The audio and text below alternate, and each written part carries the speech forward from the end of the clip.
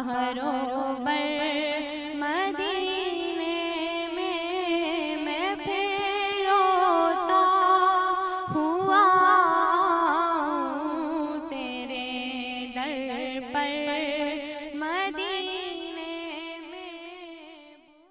موت کا ایک دن معین ہے اور نیند کیوں رات بھر نہیں آتی۔ سلیمان علیہ السلام کی خدمت میں ایک شخص تھا، دمیری نے لکھا ہے، اور اچانک ایک صورت نظر آئی، وہ آدمی اس سے ڈرنے لگا اور حضرت سلیمان سے کہا کہ مجھے ہندوستان چھوڑ دے، ہوا کو حکم دے دے۔ حضرت نے ہوا کو حکم دیا، اس کو ہندوستان اتارا، دیکھا تو وہ وہاں کھڑے ہیں اور ہنس رہے۔ پوچھا وہاں سلیمان کے سامنے بھی ہنس رہے تھے اور یہاں بھی ہنس رہے؟ کہا وہاں اس لیے ہنس رہا تھا کہ مجھے کہا اس کو یہاں قبض کرو، اور آپ حضرت سلیمان کی خدمت استخر میں بیٹھے تھے، اتنے میں اللہ نے خود یہاں پہنچا دیا۔ موت کا نظام قدرت کی نیرنگی۔ اللہ تعالیٰ نے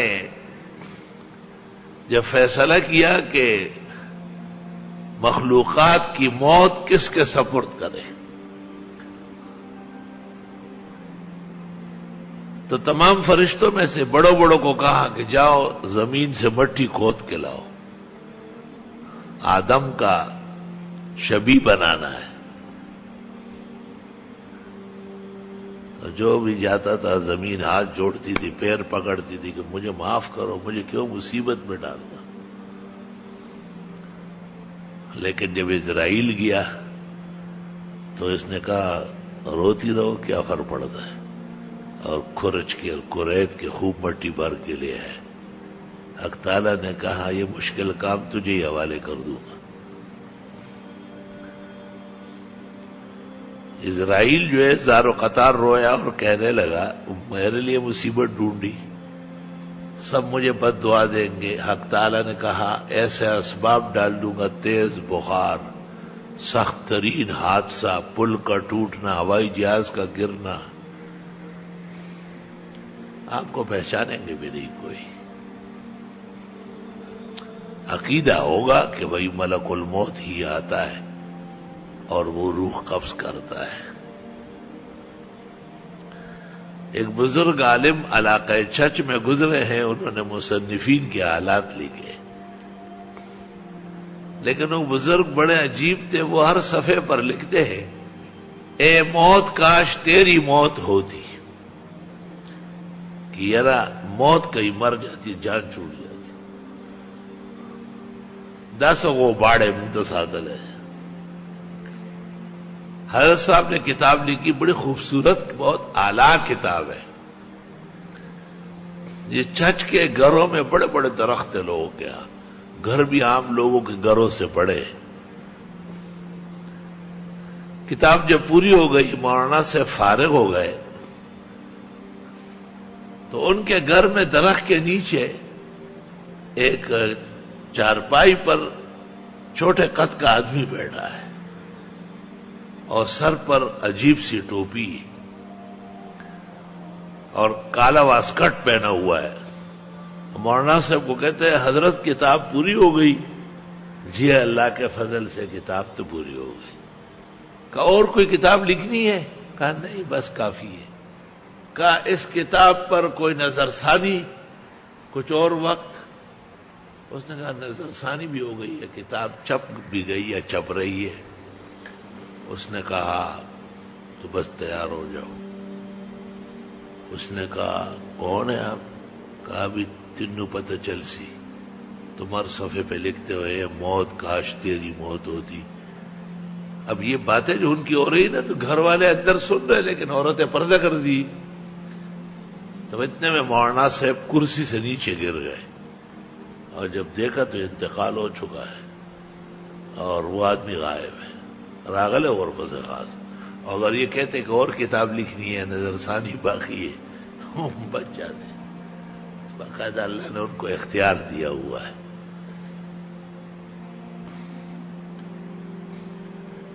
بعض مورخین و مفسرین نے لکھا ہے کہ حق تعالی نے اسرائیل سے پوچھا ہے کہ تجھے بھی کبھی رحم آیا ہے؟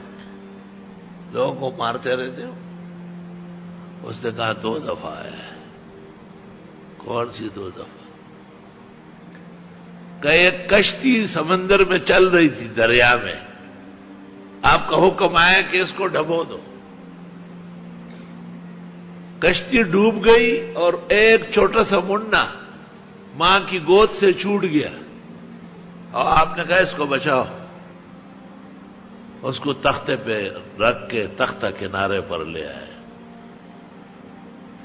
میرے دل میں آیا کہ یا تو اس کے لیے اس کی ماں کو بھی چھوڑ دیتے نا، یا یہ بھی دفع ہو جاتا۔ یہ کیا مصیبت ہو گئی؟ دریا کے کنارے گوشت کا لوتڑا، میاؤں میاؤں، پاؤں پاؤں، ماں کو روتے ہوئے پڑا ہوا ہے اکیلے، جہان ڈوب گیا۔ اگر میرا کوئی اختیار ہوتا تو اس کی ماں کو بچا لیتا۔ تعالیٰ نے کہا چلو یہ تو ایک ہو گیا، دوسرا؟ اب اللہ کو سب معلوم ہے، یہ ایک نظام عدل بنانا چاہتے ہیں کہ دنیا سبق لے۔ وہی شداد نے جب جنت بنائی، اس میں نہریں چالو کی، اس میں حور و غلمان چھوڑے، اس میں جہان کے ہر طرح کے پھل لگوائے،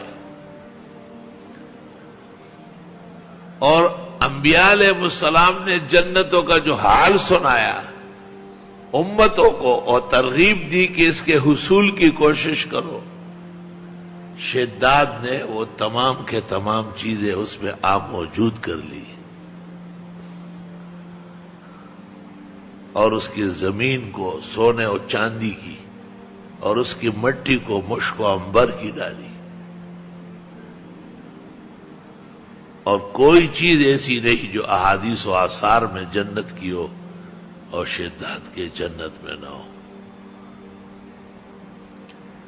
اور اس کو وزراء اور افسران نے کہا کہ آؤ اپنی جنت کی سیر کرو۔ وہ جس وقت جنت کے دروازے پر پہنچا، یہ وقفہ و پرکاب بل وحکتا، ایک پاؤں اوپر تھا دوسرا نیچے۔ آپ نے کہا دفع کرو اس کو، پکڑو، ڈاز نیچے گر گیا۔ اگر میری چلتی تو کم از کم اتنی محنت کی تھی، ایک نظر تو دیکھ لیتا، لیکن میری کہاں چلتی، میں تو خود مخلوق ہوں۔ حق تعالیٰ نے کہا وہ جو ننھا منا ماں سے رہ گیا، اور میں نے آپ کو کہا اس کو بچاؤ، وہ کنارے پر چلا گیا، اور میں نے ایک ہرنی کے دل میں اس کی محبت ڈالی، وہ ہر وقت آتی تھی اور اس کو دودھ پلاتی تھی۔ جب وہ بڑا ہو گیا اس کو خزانے دیے، جب وہ تکبر میں آیا، غرور میں آیا، تو یہ شداد بن گیا۔ اسرائیل سر بسجود ہو گئے۔